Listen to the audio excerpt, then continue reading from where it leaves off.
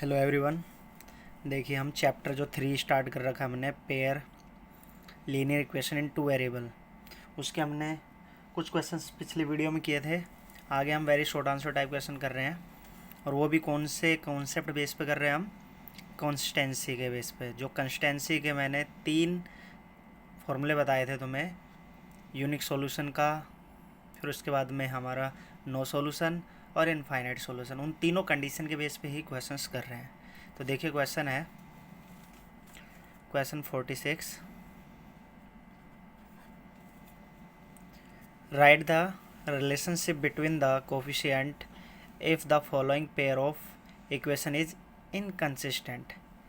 Inconsistent है, उसका relation लिखना है। तो हमें यहाँ पर a x plus b y plus c equal to zero and a dash x plus b dash y plus c dash equal to zero.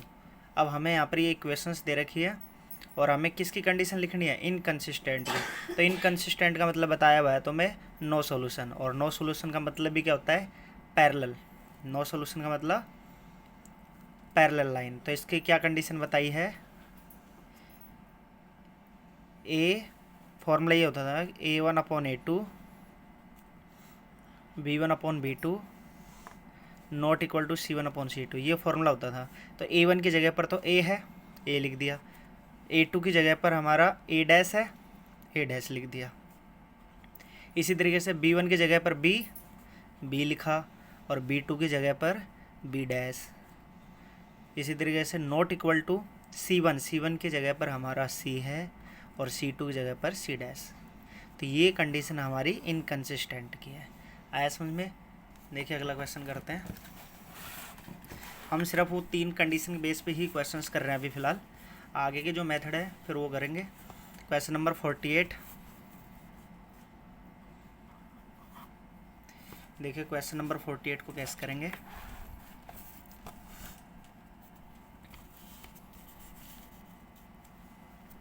Forty eight में हमें पहली कंडीशन है, when will the system k x minus y equal to 2 and 6x minus 2y equal to 3 has a unique solution only.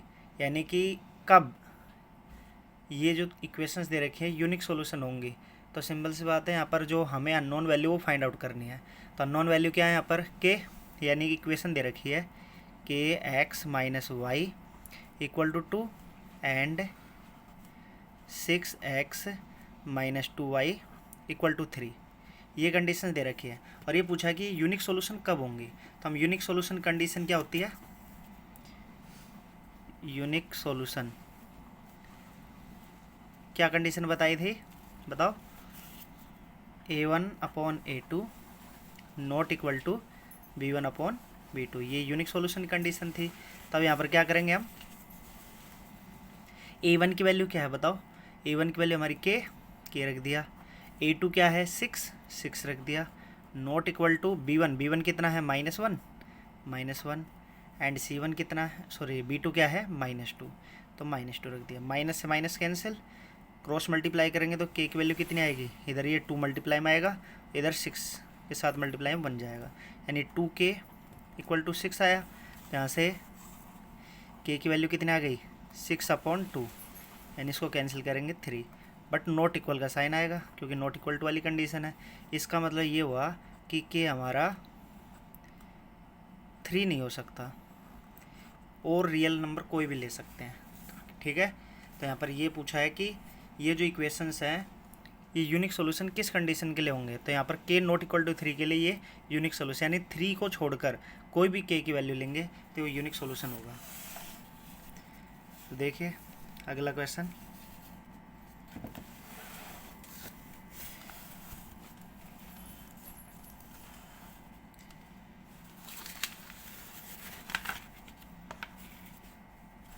Question number 49।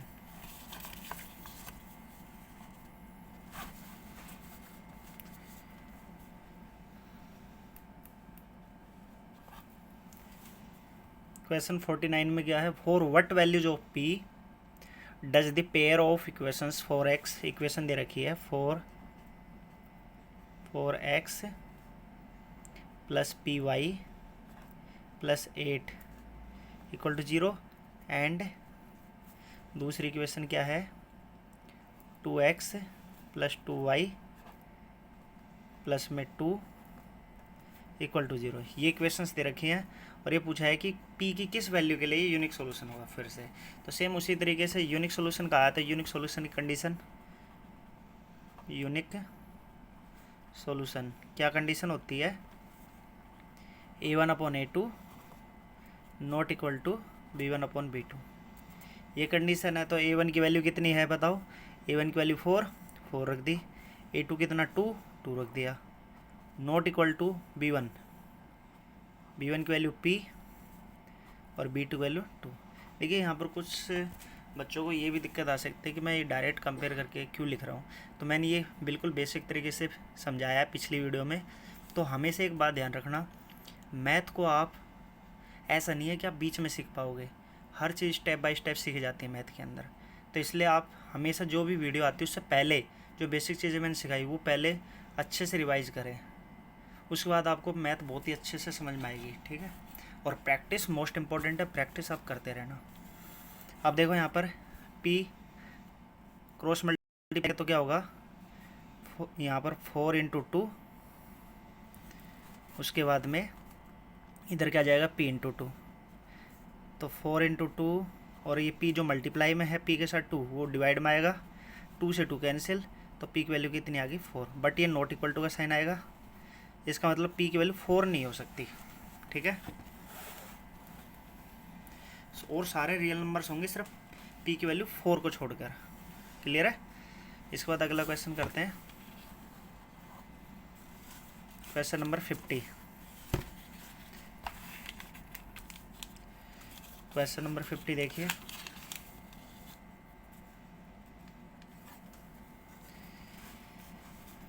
के अंदर for what, एक second question लगा देता हूँ मैं सही से। क्वेश्चन नंबर 50 है, for what value of k the pair of linear equation 3x + y = 3 and 6x + ky = 8 does not have a solution. यानी कि k की वैल्यू बतानी है हमें, लेकिन कौन सी कंडीशन के लिए, does not have a solution, यानी कोई भी सोल्यूशन ना हो उसके लिए। तो बताओ उसकी क्या कंडीशन थी पैरेलल लाइन की। तो सबसे पहले इक्वेशन लिख लेते हैं, 3x + y = 3 and 6x + ky = 8। अब यहाँ पर जो कंडीशन है नो सोल्यूशन की, क्या कंडीशन है, a1/a2 इक्वल टू में b1/b2 not equal to c1/c2, ये कंडीशन है। तो a1 की वैल्यू कितनी है 3, a2 कितना है 6, फिर b1 कितना है, b1 की वैल्यू हमारी 1 और b2 क्या है k not equal to c1 की वैल्यू 3 और c2 वैल्यू 8। बट हमें क्या करना है, k की वैल्यू बतानी है हमें। तो k के लिए क्रॉस देखो, पहले दो फ्रैक्शन पार्ट से k की वैल्यू मिलेगी हमें। तो 3/6 और यहाँ पर 1/k क्रॉस मल्टीप्लाई करेंगे तो यहाँ पर 3k और इधर 6 हो जाएगा। तो k की वैल्यू आएगी 6/3। तो डिवाइड करेंगे तो कितना आएगा 2। तो k की वैल्यू कितनी आ गई 2। ये हमारा आंसर है। आ गया समझ में।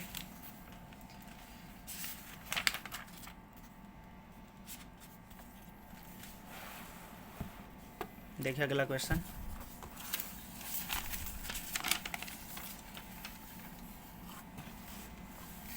Question number 52। ये केस स्टडी बेस्ड क्वेश्चन है। तो इसमें क्या है ना, इतनी बड़ी स्टेटमेंट को देख के घबराना नहीं है। सबसे पहले ध्यान से पढ़ो आप इक्वेशन को। क्या है, Sanya went with her friends to the food court at the Dwarka city centre to celebrate her birthday. Her friend decided to eat pizza and ice creams. The cost of one pizza was X rupees and cost of one ice cream was Y rupees.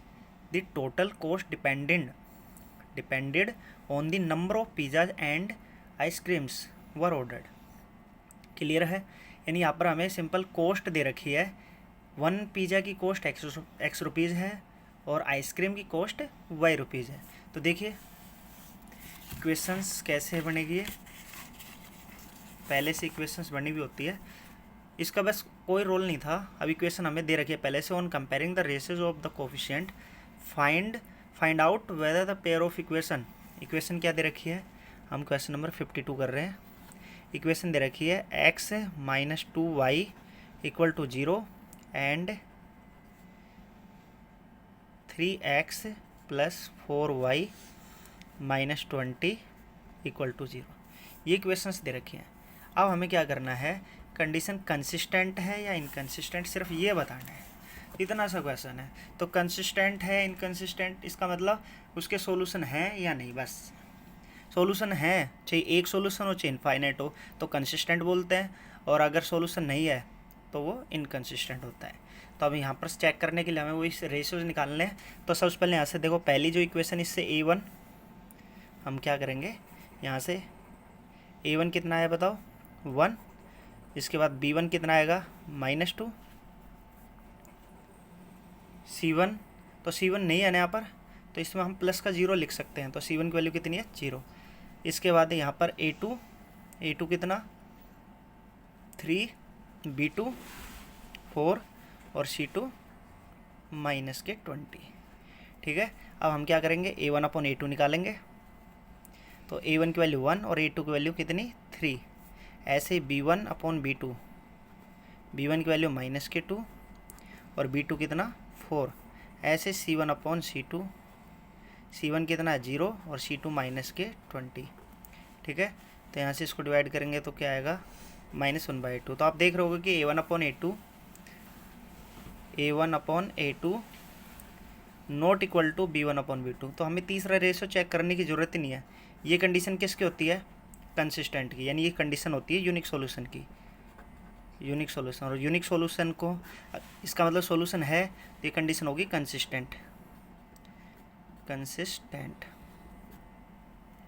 ठीक है। इसके बाद अगला question देखो, question number 53 है, question यहीं कर देते हैं 53। क्वेश्चन 53 फिर से ऐसे ही यहाँ पर क्वेश्चन लिखा हुआ है, स्टेटमेंट है, तान्या, एक सेकंड रुकिए, देखो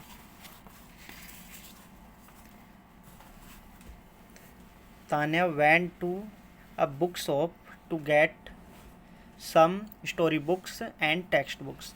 When her friend asked her how many of each she had bought, she answered, if the number of storybooks is represented by X and the number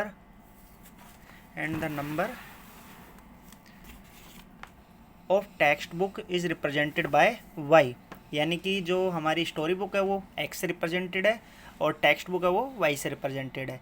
then क्या कंडीशन लिखी हुई है, then twice the number of story books, यानी कि यहाँ पर देखो statement base पे भी अगर आप इक्वेशन बनाओगे तो कैसे बनाओगे, देखिए क्या लिखा हुआ है, देन ट्वाइस का मतलब होता है double, twice the number of story books. तो देखो स्टोरी बुक्स को हमने x से रिप्रेजेंट किया, तो ट्वाइस का मतलब उसका 2x हो गया। वैन एडिड का मतलब प्लस का sign, two thrice the number of text book, तो थ्राइस का मतलब 3 टाइम्स, और किसका टेक्स्ट बुक, तो टेक्स्ट बुक को हमने y से यानी 3y, इनको ऐड करने पर कितनी बुक्स देता है वो 5, यानी 5 लिख दिया। ये इक्वेशन आ गई।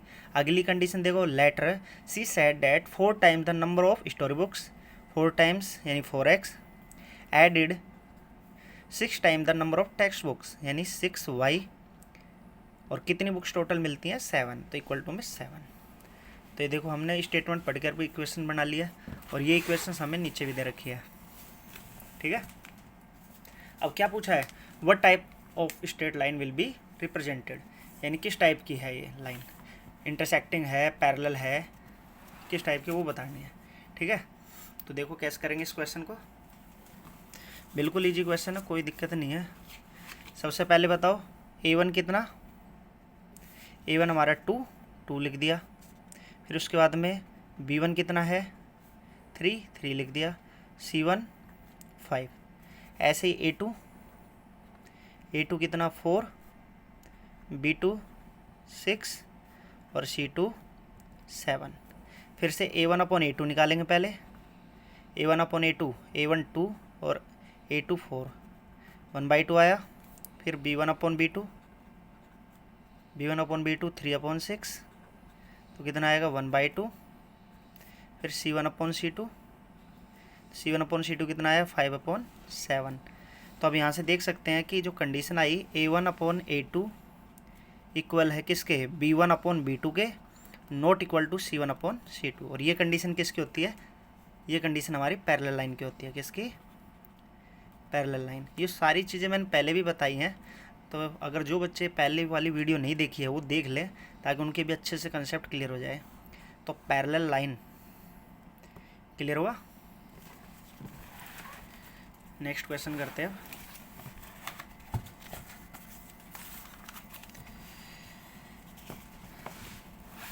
देखिए क्वेश्चन नंबर 54। क्वेश्चन 54 क्या है question, find the values of k for which the pair of equations दे रखी हैं क्या क्या, k x plus 2y equal to 3, 3x plus 6y equal to 10 has a unique solution. यानी कि यूनिक सॉल्यूशन कंडीशन लगा के हमें के की वैल्यूज़ फाइंड आउट करनी है। क्लियर है। तो सबसे पहले हम क्या करेंगे, फर्स्ट ऑफ ऑल हम A1 लिखेंगे। A1 कितना के, फिर उसके बाद B1 कितना 2 और C1 कितना 3। ठीक है। पहली इक्वेशन से हमें A1 B1 C1 मिलता है। दूसरी इक्वेशन से A2 कितना बताओ 3, B2 कितना होगा 6 और C2 कितना है 10। लिख लिया। यूनिक सॉल्यूशन बोला गया, क्या बोला है, यूनिक सॉल्यूशन। तो यूनिक सॉल्यूशन की कंडीशन क्या होती है, A1 upon A2 not equal to B1 upon B2। ठीक। तो A1 की वैल्यू कितनी के, A2 कितना 3, नॉट इक्वल टू B1 कितना 2 और B2 6। इसको यहाँ से कैंसिल करेंगे तो 1 और 3 आएगा, यानी k upon 3 not equal to 1 upon 3। अब यहाँ से क्या होगा, क्रॉस मल्टीप्लाई, तो 3 की मल्टीप्लाई हमने k के साथ कर दी, नॉट इक्वल टू 1 इंटू 3, तो 3k नॉट इक्वल टू 3। तो k के साथ जो भी मल्टीप्लाई में है वो चला जाएगा डिवाइड में, तो यहाँ से 1, तो k नॉट इक्वल टू 1। इसका मतलब k की वैल्यू 1 नहीं हो सकती और सारे रियल नंबर आ सकते हैं। क्लियर है। तो ऑल रियल नंबर्स, k की वैल्यू अगर पूछी जाए तो all real numbers except k equal to 1। Next question देखिए। तो आपको अच्छे से समझ में आ रहे होंगे क्वेश्चंस, आगे देखते हैं। देखिए अगला क्वेश्चन है 58। ये सारे एक ही कंसेप्ट जो अभी मैंने समझाया उसी कॉन्सेप्ट के बेस पे क्वेश्चंस करा रहा हूँ। फिर अगले कॉन्सेप्ट समझाने के बाद में और अगले क्वेश्चंस करेंगे। फिर देखिए क्वेश्चन नंबर 58 में क्या है, फाइंड सी की वैल्यू फाइंड आउट करनी है हमें। If the system of equation cx plus 3y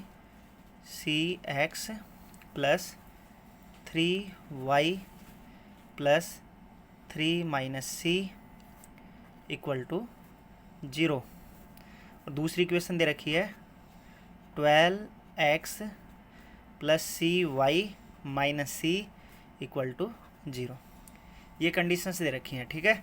और इनफाइनाइटली मैनी सॉल्यूशन कंडीशन लगा रखी है, इनफाइनाइटली मैनी सॉल्यूशन। तो इस टाइप के क्वेश्चन को कैसे करेंगे, तो देखें इनफाइनाइट सॉल्यूशन,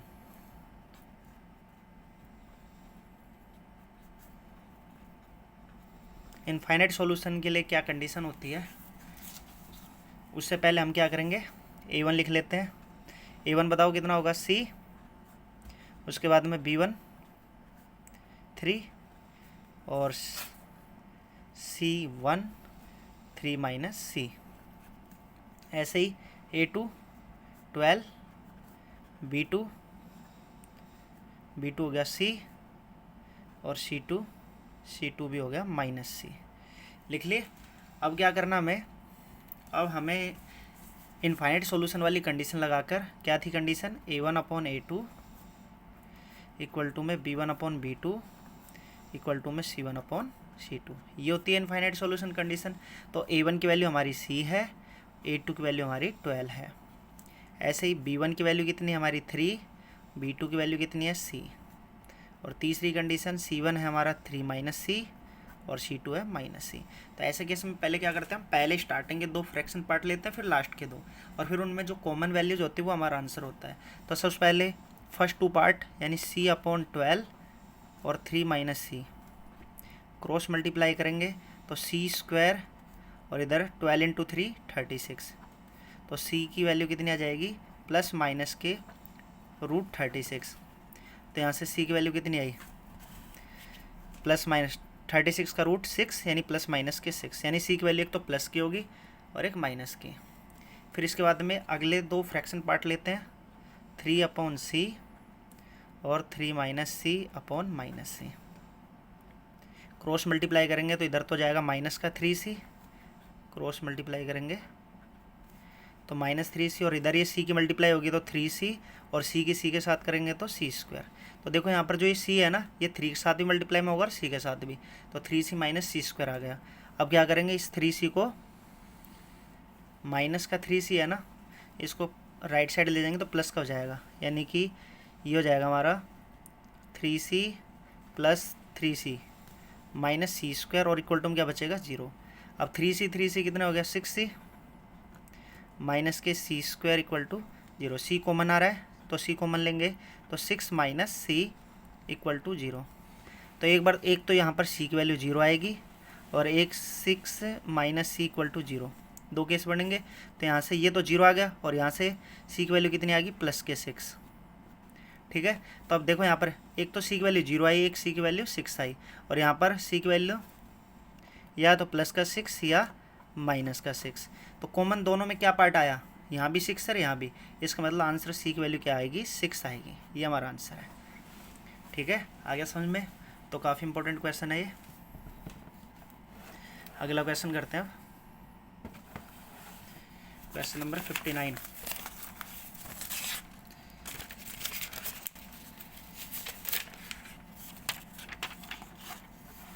तो देखो क्वेश्चन नंबर 59,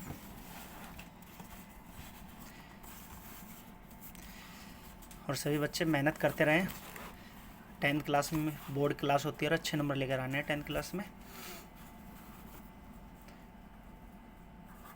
क्वेश्चन नंबर 59 में क्या है यहाँ पर, फॉर व्हाट वैल्यूज, एक सेकेंड,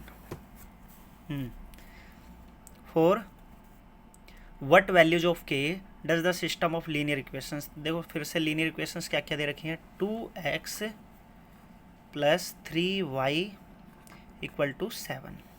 दूसरी इक्वेशन k - 1x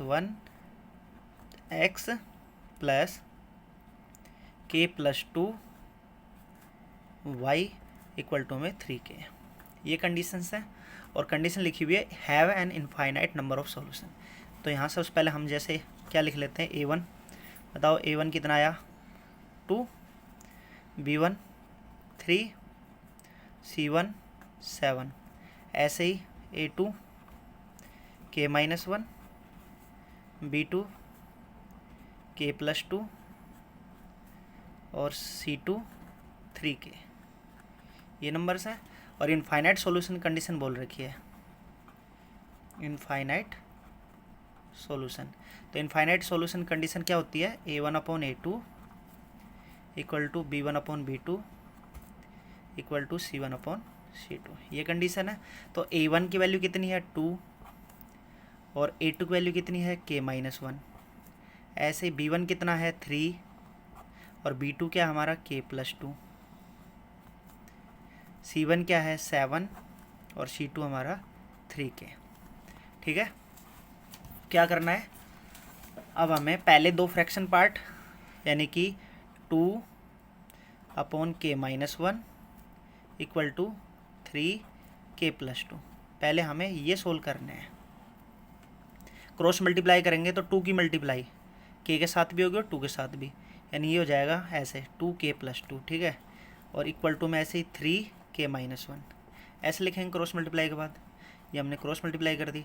इसके बाद ये 2 की मल्टीप्लाई k के साथ भी होगी 2 के साथ भी, यानी 2k प्लस 4, ऐसे यहाँ पर 3k माइनस 3, जो k की टर्म है उनको एक तरफ कर लो, तो इसका 3k को इधर ले आता हूँ और 4 को मैं इधर ले जाता हूँ, तो क्या फॉर्मेट आएगा 2k माइनस के 3k, और इधर -3 पहले से ही है और प्लस का 4 उधर जाएगा तो माइनस का 4, तो क्या नंबर आया हमारा 2k माइनस 3k माइनस का k, और इधर कितना है माइनस का 7, तो यहाँ से माइनस कैंसिल, तो k की वैल्यू आ गई 7, इधर से तो आया k की वैल्यू 7। अब अगली कंडीशन हमें करनी है दूसरा, अगले दो फ्रैक्शन पार्ट लेते हैं,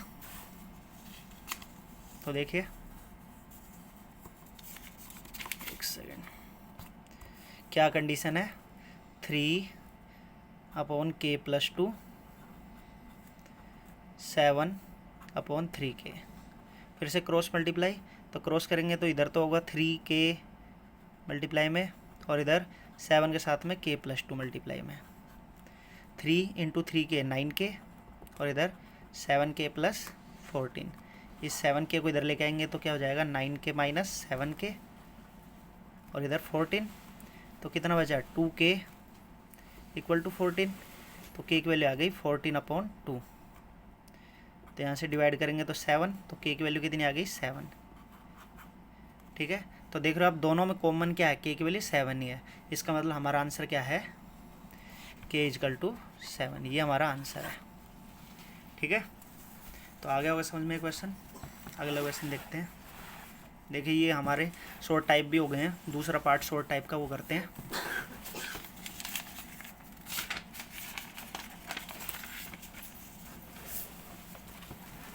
थोड़ा सा वीडियो लंबा जाएगा लेकिन सारे क्वेश्चंस कराने हैं, और आपको अगर कोई भी डाउट हो तो कमेंट में बता देना मुझे।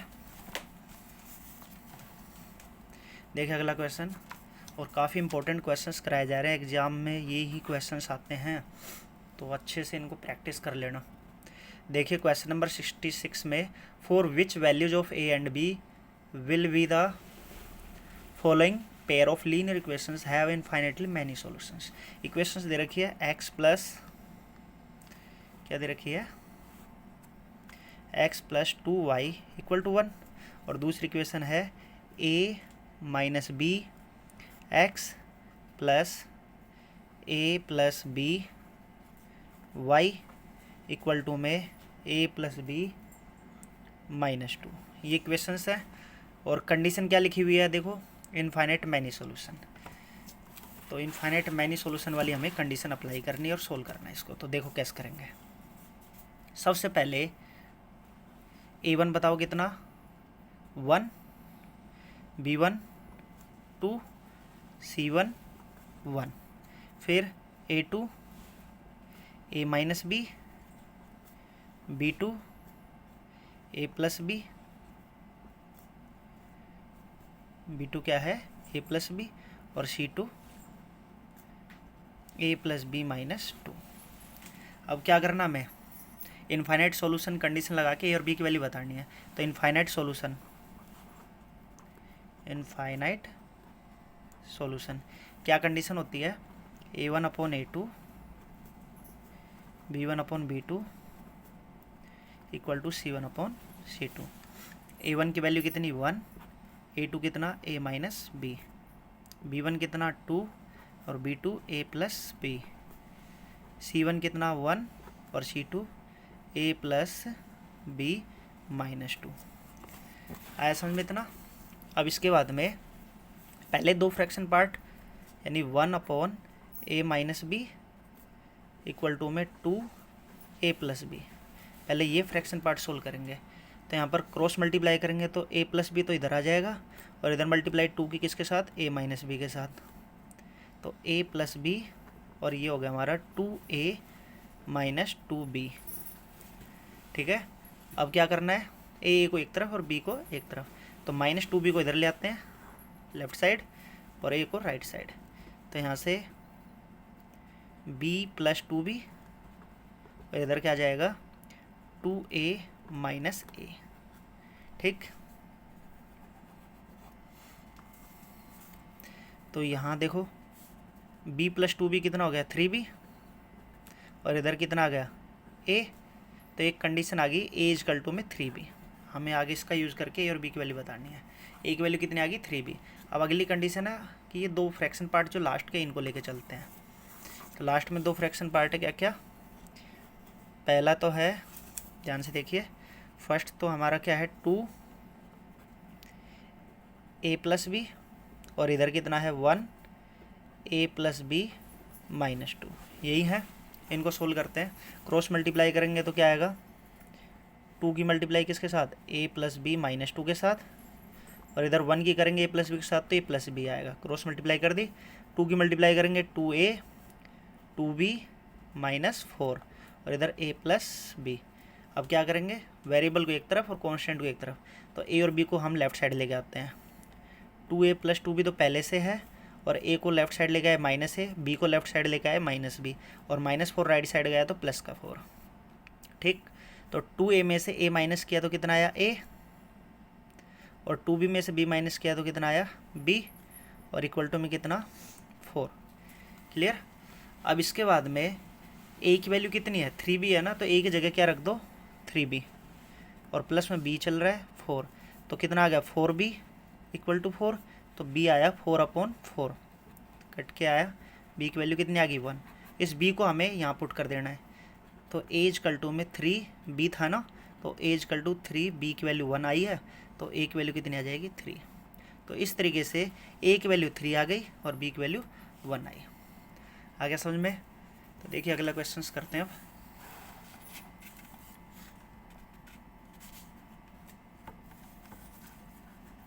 क्वेश्चन नंबर 67, बस लास्ट क्वेश्चन है, फिर ये कंप्लीट हो जाएगा और ये टॉपिक भी तुम्हारा अच्छे से कंप्लीट हो जाएगा। क्वेश्चन 67 तो नहीं है, 67। तो ये अब सारे क्वेश्चंस हो चुके हैं तुम्हारे, अब कोई भी क्वेश्चन नहीं बचा है इस टाइप का। तो ये कॉन्सेप्ट आपका अच्छे से क्लियर हो गया होगा। तो देखिए अब हमने ये कंप्लीट कर लिया है और ये आपको अच्छे से समझ में भी आया होगा। आपको क्या करना है, इन क्वेश्चंस की अच्छे से प्रैक्टिस करनी है, और मैं जितने पिछली वीडियोस कराई हैं उनको भी अच्छे से देखना है। एग्ज़ाम में काफ़ी इंपॉर्टेंट रहेंगे क्वेश्चंस। तो देखो मैथ में मेहनत मुझसे ज़्यादा तुम्हें करनी है, तो इसलिए मेहनत करना स्टार्ट कर दें। ये मत सोचना कि अभी एग्ज़ाम बहुत लेट हैं बाद में करेंगे, धीरे धीरे अपनी स्टडी को स्टार्ट रखें। और वीडियोज़ आपको अच्छी लगी तो लाइक एंड सब्सक्राइब करें और वीडियोज़ को शेयर भी कर दें, और कोई भी डाउट है तो आप कमेंट बॉक्स में मुझे बताएं। Thank you.